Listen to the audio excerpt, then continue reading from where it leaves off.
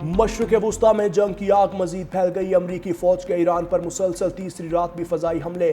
امریکی central command کے مطابق حملوں میں ایران کے ساحلی دفاعی نظام، میزائل، ڈرون اور بحری تنصیبات کو نشانہ بنایا گیا۔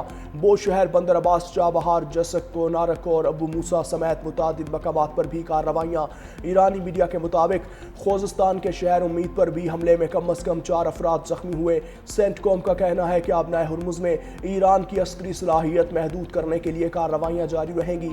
اس وقت مشرق وسطی میں 50,000 سے زائد امریکی فوجی تعینات ہیں۔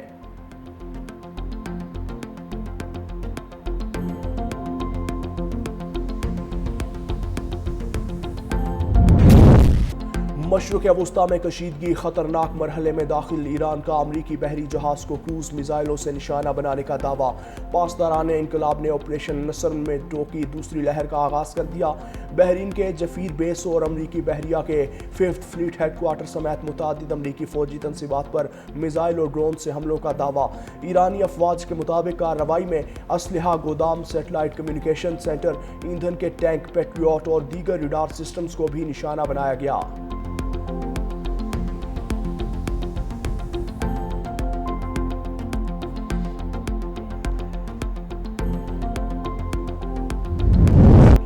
امریکی صدر ڈونلڈ ٹرمپ کا آبنائے ہرمز کی دوبارہ ناکہ بندی کا اعلان۔ کہا ایران کے سوا دیگر ممالک کو آزادانہ بحری آمد و رفت کی اجازت ہوگی۔ امریکی سیکیورٹی کے اخراجات کے عوض 20% فیس وصول کی جائے گی۔ صدر ٹرمپ کی فاکس نیوز سے گفتگو۔ کہا گزشتہ رات ایران کے فضائی دفاعی نظام اور فوجی تنصیبات کو شدید نقصان پہنچایا۔ ایرانی قیادت اور دیگر نقصانات سے متعلق صدر ٹرمپ کے دعووں کی آزاد ذرائع سے تاحال تصدیق نہ ہو سکی۔ امریکی صدر کا ایران پر معاہدوں کی خلاف ورزی کا الزام۔ سابق امریکی صدور باراک اوباما اور جو بائیڈن کو بھی شدید تنقید کا نشانہ بنایا۔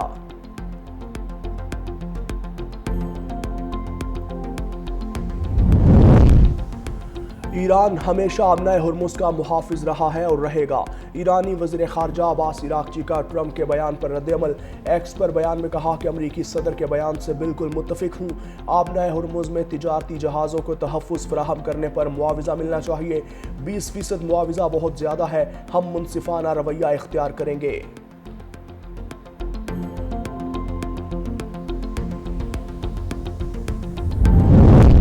ایران کے خلیج ممالک پر حملے، جرمنی، فرانس اور برطانیہ کی مذمت۔ جنگ بندی کو فوری طور پر بحال کرنے پر زور۔ مشترکہ بیان جاری کر دیا۔ آبنائے ہرمز میں تجارتی جہازوں پر حملوں کی بھی مذمت کی۔ بیان میں کہا کہ ایران کے حملے ناقابل قبول ہیں اور فریقین مذاکرات دوبارہ شروع کریں۔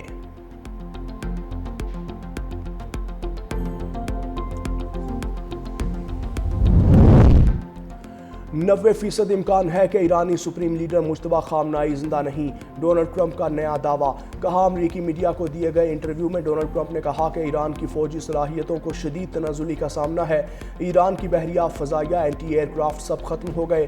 ایران کے تمام رہنما مارے جا چکے، ان کے بہترین لیڈر مارے گئے۔ 90% امکان ہے کہ سپریم لیڈر مجتبیٰ خامنہئی بھی زندہ نہیں۔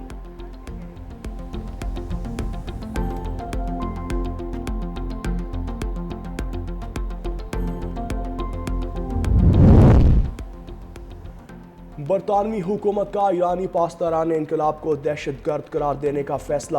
برطانوی حکومت کے مطابق نئے ریاستی خطرات سے متعلق تاریخی اختیارات کے تحت 3 گروپس کو کالعدم قرار دینے کے لیے نامزد کیا گیا۔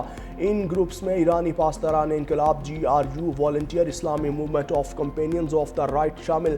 برطانوی حکام کے مطابق اسلامی movement of companions of the right group نے برطانیہ میں یہودی اسرائیلی مقامات پر حملوں کی ذمہ داری قبول کی تھی۔ برطانوی حکام کا کہنا ہے کہ پاسداران انقلاب سمیت دیگر گروہوں کو کالعدم قرار دینے کی منظوری اگلے ہفتے پارلیمنٹ سے لی جائے گی۔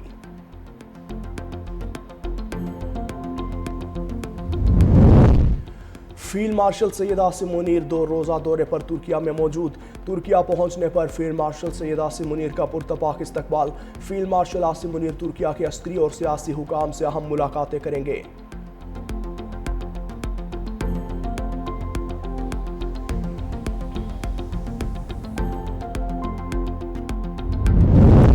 صدر مملکت آصف علی زرداری کا فرانس کے قومی دن پر فرانسیسی ہم منصب ایمانوئل میکرون اور فرانسیسی عوام کو مبارکباد۔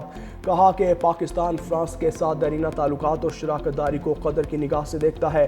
صدر زرداری کا باہمی احترام، مشترکہ اقدار اور امن و ترقی پر مبنی تعلقات کو مزید مضبوط بنانے، دو طرفہ تعاون کو فروغ دینے اور کثیر الجہتی فورمز پر اشتراک بڑھانے کے پاکستان کے عزم کا اعادہ۔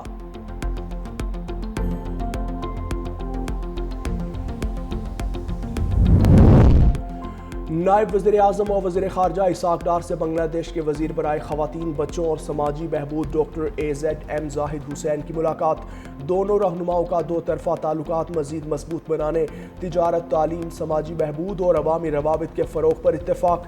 اسحاق ڈار نے OIC پلیٹ فارم پر خواتین کو بااختیار بنانے کے لیے تعاون بڑھانے اور باہمی دلچسپی کے مختلف شعبوں میں اشتراک کو نئی جہت دینے کے عزم کا اعادہ کیا۔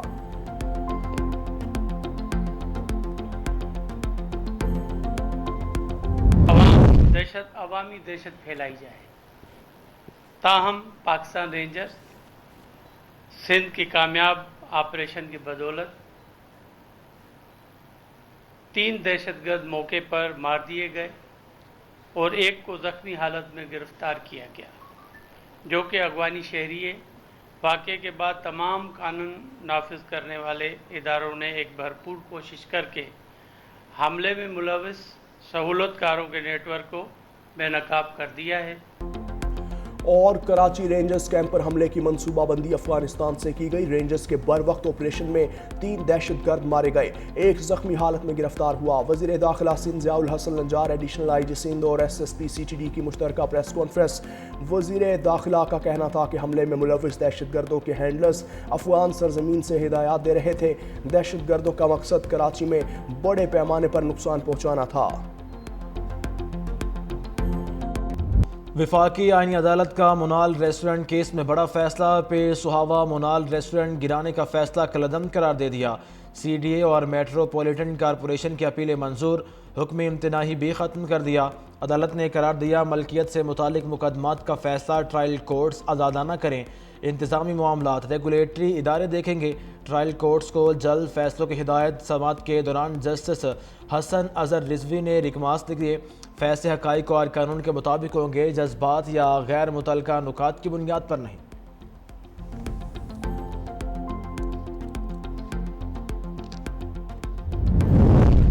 خواتین کا معاشی استحکام پائیدار ترقی کی بنیاد اسلامی تعلیمات کا بنیادی تقاضا ہے۔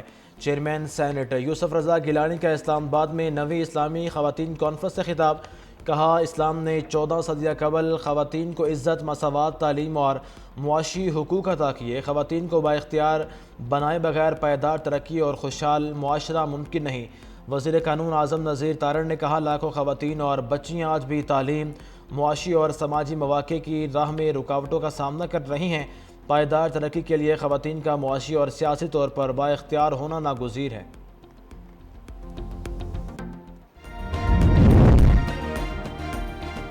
خواتین کے لیے محفوظ اور مساوی مواقع کی فراہمی حکومت کی ترجیح ہے۔ شہید بے نظیر بھٹو مسلم دنیا کی پہلی خاتون وزیر اعظم تھی۔ وزیر اعلیٰ پنجاب مریم نواز کا اسلامی خواتین کانفرنس سے خطاب۔